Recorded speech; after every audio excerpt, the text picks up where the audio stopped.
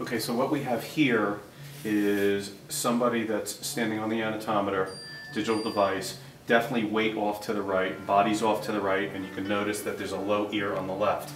So this is an indicator that he's got a right low shoulder. We're going to decompress him on this side. First we're going to integrate, then we're going to decompress, and then we're going to stand him up and we're going to see where that head is sitting. Because when we drop this head out on this side, it may jam this further in, and there's that concept of the skull as being an extremity that we're going to have to flip the person over and get that head weight up. Will allow the headpiece to drop and also allow the forces to move right to left as it comes around the skull. So we'll start right side up, integrate, decompress on the right based on the right shoulder, and then what we'll do is we'll check him again after integration decompression, see where that head weight is, see where the frontal plane is, and then get him left side up, drop him around if the head is still off balance, okay? And then bring him up to center. I'm going to set the headpiece up, and we want to have a nice EOP and the VP nice and level. And with him, he had a posterior rotation on the right, bowing right, so we're going to traction and move him forward. We're going to lift the chin. We're going to start with integration. Now watch what I do. I'm going to lift slightly and make contact, and I'll lift this up just a bit.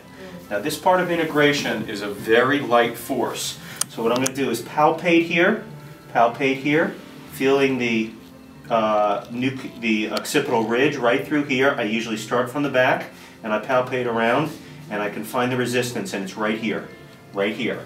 I can feel it just get soft, soft, soft, tension. Do you feel that, Josh? Mm-hmm. Yeah, there's a tension right here. And because he's an RP, and I'm set up in RP, I'm going to come in just behind it. So the first thing is I want to get my pelvic triangle and my shoulder triangle synchronized. So I'm just going to come down and just like you're just practicing a golf swing. I'm not even touching them. That's the first step, is get that bed. Where's my mass? My mass is sitting right here. I just had lunch. So we're just coming up, and this is a spot that I want up against this place. I'm posterior to it. There's no line of drive. I just need to get that P to A motion and that S to I motion.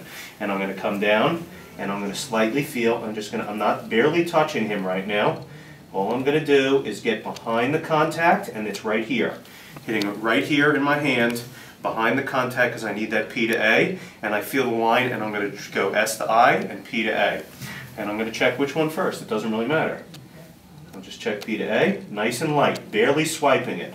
So I've got the pelvic triangle and the shoulder triangle come together.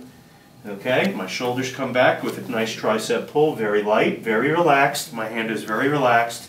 And I'm going to come down, P to A, P to A, P to A, P to A, P to A, S to I, S to I. And you'll feel it just relax in your hand. I'm right under the occipital ridge.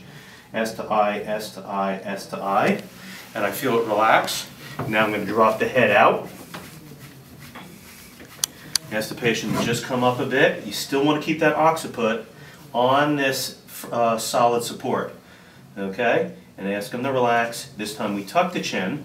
Now we're going to go to superior torque. Okay? Bring it up so it meets him where he's hanging, because you don't want him to just hang. It's still P to A. Okay? P to A.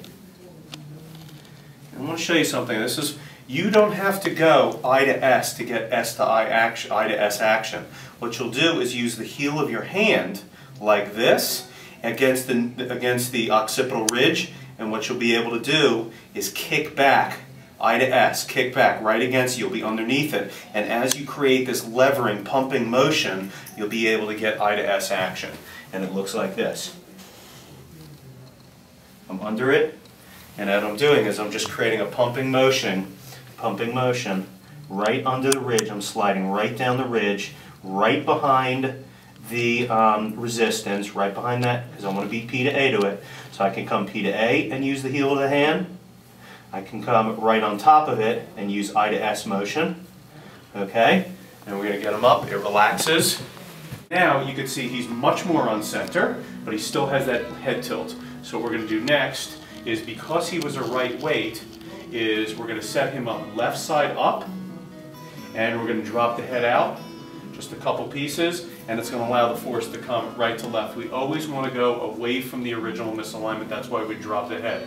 If he started out with left weight, okay, and a left head tilt, kind of like this, okay. If I drop the head out, it would drive him, no, keep there, it would allow him to go, it would make him go further left, and we don't want that. So then I would have an up head piece and just go I to S. So in this case, he's relatively centered, and we want to just correct that by dropping the head piece out. So let me just show you that. So the head piece is down.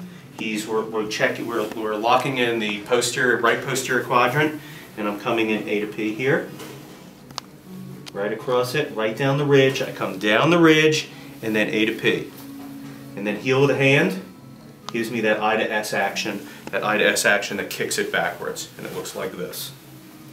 Here's A to P. A to P, I'm in front of it, which gives me P to A on the other side. Okay, I've got inferior torque. Checking that until it relaxes. Okay, and then the heel of the hand, it brings it back. I slide down and heel of the hand and allowing a I to S action here. It looks like it's an S to I to action, but it's really an I to S action because it kicks it back against the occipital ridge. That's it. Get your mass on it, and then use that motion